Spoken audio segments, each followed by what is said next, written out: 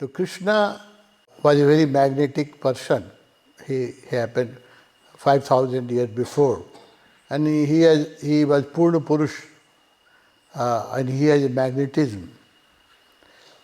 So whenever there is a magnetic person, it is very natural that people fall in love with him, even male or female, both. No, the people don't count male. There are thousands of male disciples also of Krishna, but they don't count. But everybody count that he has 16,000 female beloveds. No? That is also out of jealousy. No? People still remember 5,000 years before, no, still remember the number, no? How many girls loved Krishna. No? So Krishna was a Purna Purush, and it is very natural when there is a enlightened person, no? Everybody falls in love, not only female, male, female, both fall in love. He attracts people. Osho, when it was the physical body, you know that all the time in Pune commune, women outnumber men. There were 2/3 women and 1/3 male in Pune commune. It is very natural because they are more sensitive, more heart-oriented, and when men fall in love, they are very calculative. Their mind cunning, male mind is very cunning, and they operate through the mind. The female, they operate through the heart, and once they fall in love, their love is more dependable than man's love. One man's love, because of the too much intellectual analysis, no. I have seen many couples came to Bhagwan in Rajneeshpuram, married couple. Husband, after living 1 month, wanted to return back, to their native country, but their wife never wanted to return back. I give you one example of Neelam, who was secretary of Bhagwan. She came with husband, and they lived 1 month. Husband was also very good person, loving with Bhagwan. But after a month, he remembered his business. He has business in Punjab. She wanted to go back. But Neelam, a female heart, they fall in love, and she didn't want to go back. So she remained, and his husband returned back. It is just one example. I have seen many examples such of that man's love starts from the head, then slowly, logically they analyze, and then they come to heart. The female love is at first sight. They start from their heart. They fall in love, and then they justify their love through their mind. Mind justify first pros and cons, what is profit, what is loss, how much gain I will have if I stay in the Tapoban, how much loss, money will be lost if I don't go to America. No? So all those calculations came to mind. But female, they first decide, then they justify their decision. So that's why it is always, all the Buddhas are men, and mostly followers are women, girls. It is all over the world. When I conduct in meditation camp in country like Russia, 80% participants are women. Only 20% participants are men. No? Even in Tapoban, where there is Nepal is not as free country as Russia, as Europe, but still we have a ratio, always more women, at least 55%, 45%. No? Even in country like Nepal.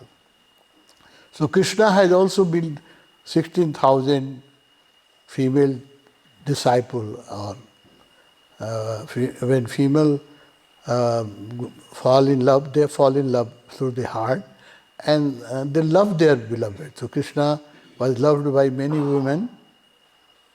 Out of that, 2 were very advanced. One was Radha, Another was Lalita. They were very advanced and they were very close to Krishna. But Radha had the Radha was married to another person. She was not wife of Krishna. No, but she fell in love with Krishna, and her love was without any prejudice and without any jealousy. She didn't mind that Krishna also have other girls were also loving Krishna. Like Lalita was very close. But Radha does not have a jealousy. Her heart was free from jealousy, no? which is very rare for a woman not to be jealous. It's very, very, very rare quality. So because of her rare quality, Radha became enlightened with Krishna in that life. And nowadays we say Radha Krishna, no? First we call Radha and then we named Krishna, Radha Krishna. The Lalita was also very close to Krishna, but she has 1% jealousy about Radha. But Radha is why Krishna loves Radha. She has 1% of jealousy. 99% love, but 1% jealousy. I always tell you that 99% trust is no trust, because if you have a bucket of water, 100%, 99%, I will put 1% lemon, the milk will spoil. No? If you have one bucket of clean water and just you put one spoonful of dirt, then this water becomes unusable. So similarly, 99% trust is in a spiritual work. In business it is okay. Even 50% trust you can do business. But in spirituality, 99% trust is no trust. The trust should be 100%. So there was not 100% surrender from Lalita. That's why she has to wait for 4,500 years. And she was born. No, in the spiritual world, time has different scale. Bhagwan Osho was also born after 700 years. His previous life was 700 years before in Tibet. No? So, in non-physical world, time has a different scale. So 4,500 years is not as long as it looks in the calendar. When you are in a non-physical world, time has a different scale.